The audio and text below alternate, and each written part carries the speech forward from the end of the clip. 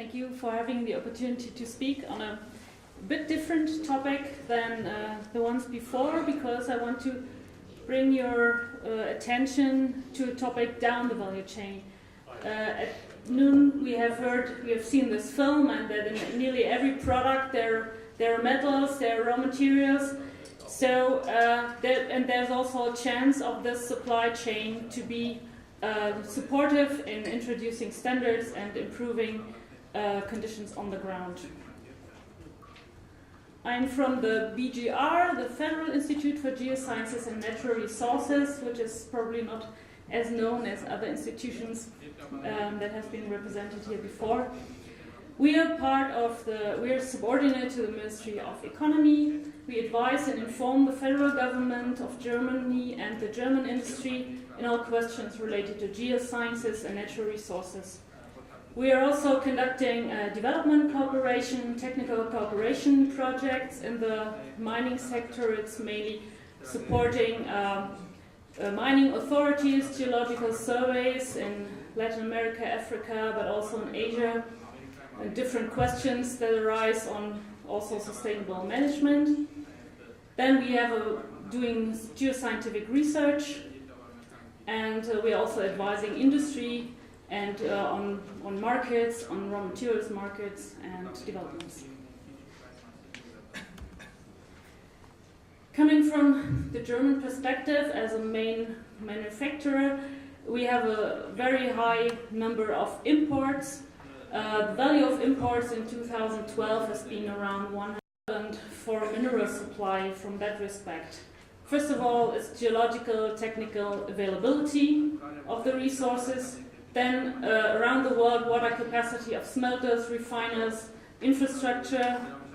What are the geostrategical factors? Is supply concentrated in certain countries? Are there country risks? Are there trade barriers?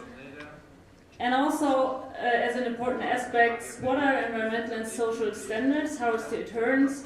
How is transparency on these aspects? Then other relevant factors are, of course, the demand side.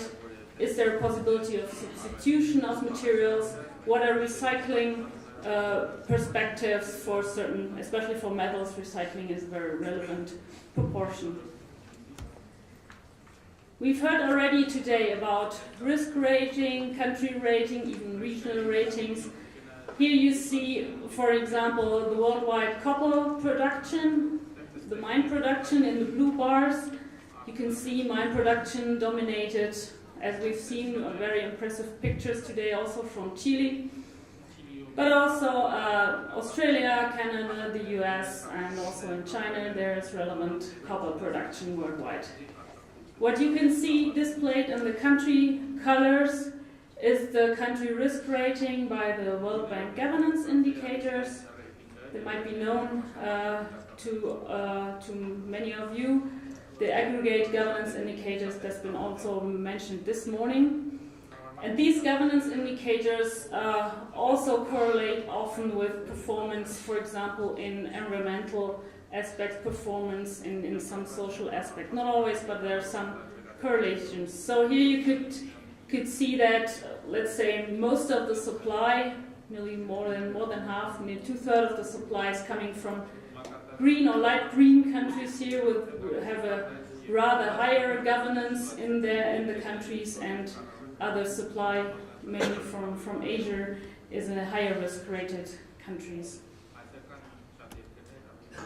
So what are critical aspects of sustainability from a manufacturer point of view? Of course, how relevant is the material, the metal, for example, for the product? What are the regulations, the standards that have been adhered to? And also, what is the public perception of sustainability issues? And especially the public discussion of sustainability issues that we hear here, but also we hear on the discussion from the end consumer, is affecting more and more companies in the supply chain. For example, during the last years, there has been the foundation of the Better Coal Initiative. There's major power producers, also from Germany and from Europe, who have been questioned on their coal supply, if the standards that are hard coal, example in Colombia, are that standards that are there applied, are they really, is there really following sustainability issues and requirements? So these initiatives have been formed. Another example is for gold is the Responsible Jewelry Council that has been engaged into certification of gold trading chains. And another example is the Aluminium Stewardship Initiative. It's a really relatively recent example which has been launched in 2012 to establish and promote responsible environmental, social and governance practices across the whole aluminium value chain, from the bauxite mining to refining, smelting, processing and recycling.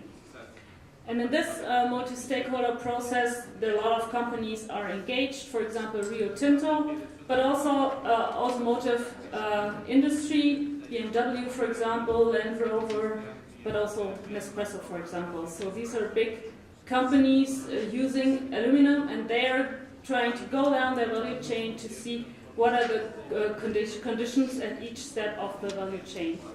There's been relevant NGO participation in this initiative, WWF, and also the International Union for Conservation of Nature, and also Transparency International being involved in this. The standard for this initiative is currently under public consultation and will be soon, and this is expected that the standard will be finalized at the end of the year. It mostly adheres to the requirements we have heard today already, requirements also of IFC standards, of transparency of payments to governments are required from these companies, disclosure about environmental, social and economic performance, introduction of the environmental management systems according to IFC standards, stakeholder engagement, also minimizing pollution to air, water, soil, impact on biodiversity, and also providing safe and healthy working conditions in this value chain.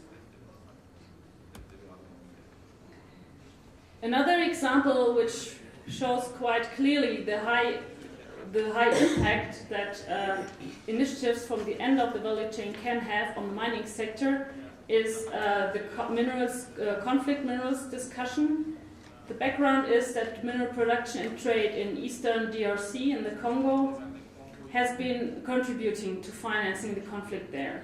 As a result, the US have adopted the Dodd-Frank Act, which requires US stock exchange listed company to report in their supply chains and to report if they have the so-called conflict minerals in their products and if they are coming from these countries, meaning Congo and neighboring countries. Also, the OECD has taken up the issue, and BGR, we have been involved in the working group to define good practice for responsible supply chain of these minerals from conflict-affected areas. And currently, the EU is drafting a law for importers, for self-certification of importers of these 4 minerals. The draft has been out on the 5th of March, and now we'll be seeing how this will be discussed. So we can see from these examples that the responsibility is required for the whole value chain, and that this is also coming up not only for textiles or coffee, which is easier to trace, but also for metals. Here you can see in the metal value chain who is involved. And there are several, we have on the one hand the upstream part from the mine to the smelters, where we have several initiatives on, for example, certification of mine sites, certification of mineral exports. Then there is a program for the certification of smelters, to looking into the smelter practice and certify these. And then there's a downstream reporting for the downstream companies on their due diligence. We have been supporting the inspection of mine sites and the certification in Central Africa in that example, and also to follow up traceability through the supply chain. And what's been interesting here mainly, that has been also a stakeholder process with local governments to introduce For example, in Rwanda, there had been no mine site inspections at all. There has been no functioning mining authority which is doing inspections, which has any, I mean, there have been good legislation, but no implementation. So together with the partners, we did audits on certain mine sites, regard standards of traceability, water labor, working conditions, security issues, community development, and environmental standards. And with these, let's say, exercise of certification, we have also trained the partners, inspectors, to develop inspection sheets, to be trained on certain standards, because it's their original task to survey and to have the oversight of the mining sector. Of course, companies have a big role in that to ensure to standards, but also the government has a role to steer that process, to observe whether standards are, where they adhere to the standards required. So the other initiative has been the auditing of smelters. So there are now yearly audits for smelters, for gold refineries, for tantalum smelters, for tin and for tungsten. So nearly 80% of the global tantalum currently comes from certified smelters. For gold, also gold producers gold sold through the London Bullion Market Association all have to adhere to these standards for conflict-free smelters. For example, here you can see the worldwide tin smelter production, and you can see that half of the smelter production already is certified. So this, I mean, tin is not an issue in Armenia, gold is. So I think these are developments that show that also the downstream chain and downstream companies are getting more and more interested in what's happening upstream of their supply, and getting more engaged and requiring standards in the upstream value chain. So as a summary, corporate social responsibility in the supply chain is becoming more important, currently mainly through voluntary schemes, but sometimes also through legislative requirements already, like the US Dodd-Frank Act, and also like the EU regulation might be coming up. And yes, so as a reaction on this, on the public perception and also on this legislation, there are certainly some programs rolled out. And as part of these programs, also companies begin to looking closer to the sustainability aspects, not only to the conflict aspects, but also sustainability aspects in their supply chain. And from our experience, the certification and the due diligence that has been introduced can help also to improve performance, but also to build local capacity, to build capacity of the governments.